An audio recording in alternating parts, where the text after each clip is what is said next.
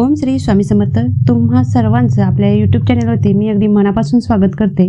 तुमच्या मनातील सर्व चांगल्या इच्छा स्वामी महाराजांच्या कृपेने पूर्ण होत हीच स्वामींच्या चरणी प्रार्थना करते आणि आपल्या आजच्या सुंदर आणि नवीन व्हिडिओला सुरुवात करते. तर चॅनलवरती प्रथम आला असाल आणि माहिती आवडली तर एक लाईक नक्की करा आणि नवीन आला असाल तर नक्कीच सबस्क्राईब देखील चॅनल करून ठेवा की ज्यामुळे नवनवीन माझे व्हिडिओ जे आहेत ते तुमच्यापर्यंत पटकन पोहोचले जातील.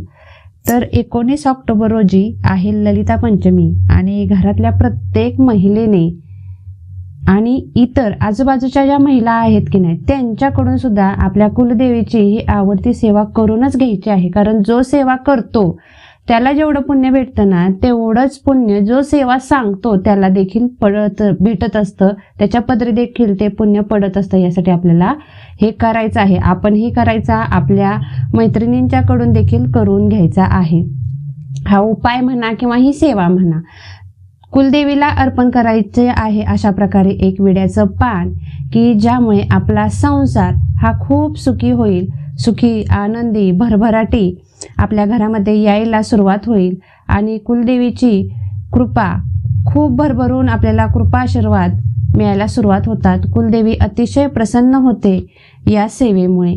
तर अशी कोणती सेवा आहे आणि नक्की काय आपण आपल्या मुलाबाळांच्यासाठी, पतीसाठी, आपल्या स्वतःसाठी, संसारासाठी करायचं आहे हे संपूर्ण माहिती आजच्या व्हिडिओमध्ये आपण घेणार आहोत.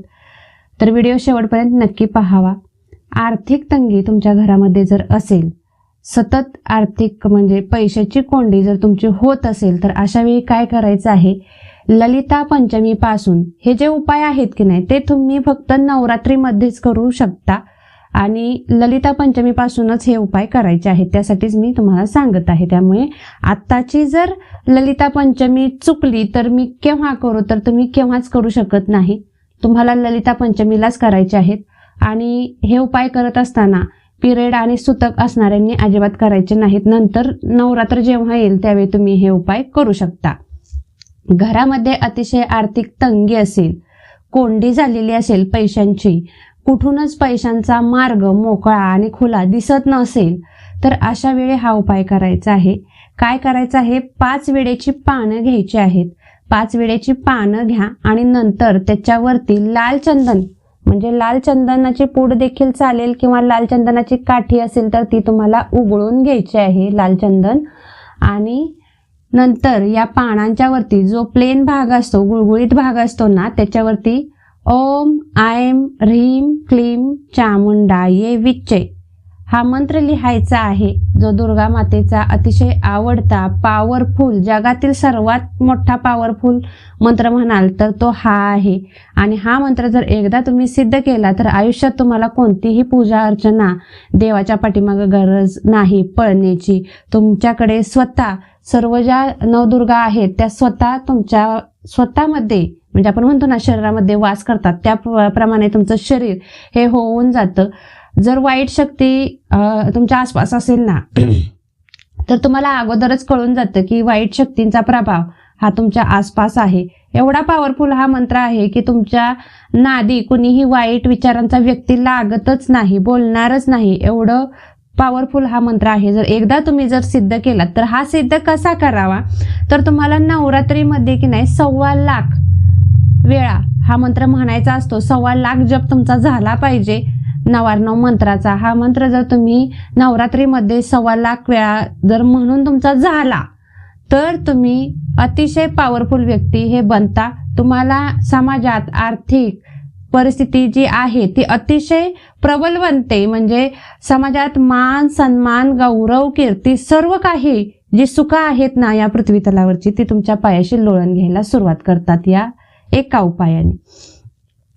घरात सतत जर भांडणे होत असतील, मुलं ऐकत नसतील, पती ऐकत नसेल किंवा पत्नी ऐकत नसेल तर अशा वेळी एक विड्याचं पान घ्यायचं आहे आणि ते जे पान आहे त्या पानावरती केसर थोडंसं ठेवायचं आहे. 1-2 काड्या केसराच्या ठेवायच्या आणि नंतर हे जे पान आहे ते तुम्हाला दुर्गा मातेच्या जिथं मूर्तीची स्थापना झाली असेल त्या ठिकाणी घेऊन जायचं आणि अर्पण करायचं आहे आणि आपल्या मनातील इच्छा व्यक्त करायची आहे की माझ्या घरात सुख आणि शांतता नांदावी, माझी मुलं ऐकावीत, माझी पत्नी ऐकावी, माझा पती ऐकावा, अशी जी काही तुमची इच्छा असेल ती तिथे व्यक्त करून यायचं आहे घरी. असं केल्यामुळे घरात सकारात्मक वातावरण, आनंदाचं वातावरण हे निर्माण व्हायला सुरुवात होतं. खूप मेहनत करून देखील तुम्हाला जर अजिबात यशच भेटत नसेल, सतत मुलांना अपयश भेटतंय, तुम्हाला अपयश भेटतंय, मुलं अभ्यास करतायत, भरपूर अभ्यास करतायत, पण परीक्षेच्या वेळी त्यांच्या लक्षातून जातंय, म्हणजे कुठं ना कुठं तरी तुम्ही मागे पडताय, तुमचं कुटुंब मागे पडतंय, तुम्हाला सतत अपयशाचा सामना करावा लागतोय, तर अशा वेळी तुम्हाला ललिता पंचमीपासून तुम्हाला दररोज हा उपाय करायचा आहे. म्हणजे ललिता पंचमी 19 तारखेला आहे आणि 19 तारखेपासून तुम्हाला नवमीपर्यंत म्हणजे 23 तारखेपर्यंत हा उपाय तुम्हाला करणं गरजेचं आहे.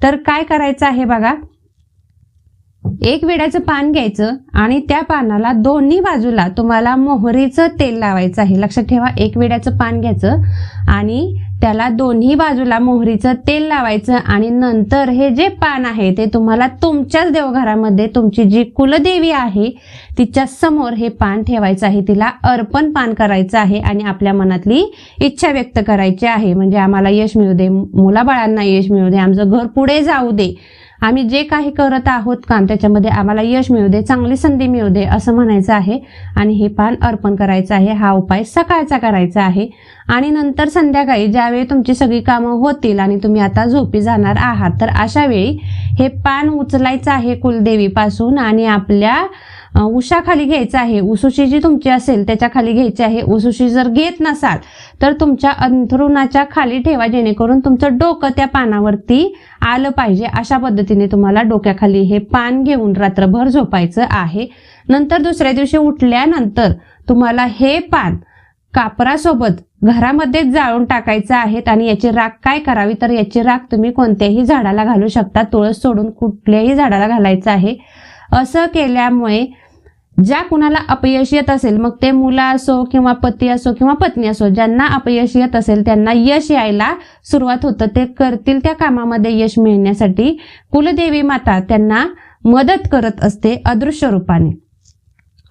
आता कुलदेवी आणि दुर्गा माता आपल्यावरती प्रसन्न व्हावे, भरभरून आशीर्वाद तिने आपल्याला द्यावे, तिची माया जी आहे ती आपल्याला परिपूर्ण मिळावी, यासाठी काय करावं तर ललिता पंचमी बघा, ललिता पंचमी, दुर्गा अष्टमी आणि नवमी या तिन्ही दिवसांमध्ये तुम्हाला एक एक विड्याचं पान घ्यायचं आहे. म्हणजे एकच विड्याचं पान घ्यायचं. हा उपाय सलग 3 दिवस करायचा आहे. ललिता पंचमी, दुर्गा अष्टमी आणि नवमी या 3 दिवशी हा उपाय करायचा आहे. एक विड्याचं पान घ्यायचं, त्याच्यावरती लाल गुलाब आणि थोडीशी खडीसाखर ठेवायची आहे. लाल गुलाब जर तुम्ही 2-3 मैत्रिणींच्या एक जरी घेतलात तरी देखील चालेल. म्हणजे जर जास्त गुलाब नसतील आणि जास्तच तुमचा जीव आजूबाजूच्या लोकांवरती असेल तर काय करायचं, तुमच्याजवळ जर लाल गुलाब असेल किंवा तुमच्या मैत्रिणीकडे असेल तर तिच्याकडून थोड्याशा त्या लाल गुलाबाच्या पाकळ्या घेऊन यायचं. मात्र तिला सोडवान द्यायला विसरायचं नाही. सोडवान म्हणजे काय तर 1 किंवा 2 रुपये त्याचा मोबदला जो आहे तो तिला द्यायचा आणि घेऊन यायचा आहे. आल्यानंतर हे जे पाकळ्या असो किंवा लाल गुलाब असो तो तुम्हाला विड्याच्या पानावरती ठेवायचा आहे आणि खडीसाखर जी ओरिजिनल खडीसाखर असते ती आणायची आहे आणि ओरिजिनल खडीसाखरेचे 3 खडे 3, 7, 9 असे खडे तुम्ही ठेवू शकता.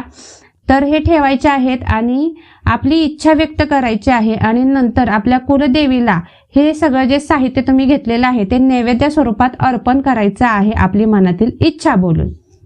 बस एवढंच करायचं आहे. एवढं केल्यानंतर तुमच्या मनातील सर्व काही इच्छा ज्या आहेत ते ताबडतोब तात्काळ पूर्ण होण्यासाठी मदत होते आणि आपली जी कुलदेवीचा कृपाशीर्वाद आहे तो भरभरून मिळायला सुरुवात होतो. आता हा उपाय तुम्ही दुर्गा मातेजवळ सुद्धा करू शकता. एकाच वेळी दोन्ही देव्यांना देखील करू शकता. दुर्गा मातेजवळ देखील करायचं आहे आणि आपल्या घरामध्ये देखील तुम्ही करू शकता. आता दुर्गा मातेजवळ जर तुम्ही केलात तर या वस्तूंचं काय करावं असा प्रश्न येणार नाही. मात्र जर तुम्ही हा घरात केला, कुलदेवीच्या समोर केला तर या वस्तूंचं नंतर काय करावं असा प्रश्न मला बऱ्याचदा येतो.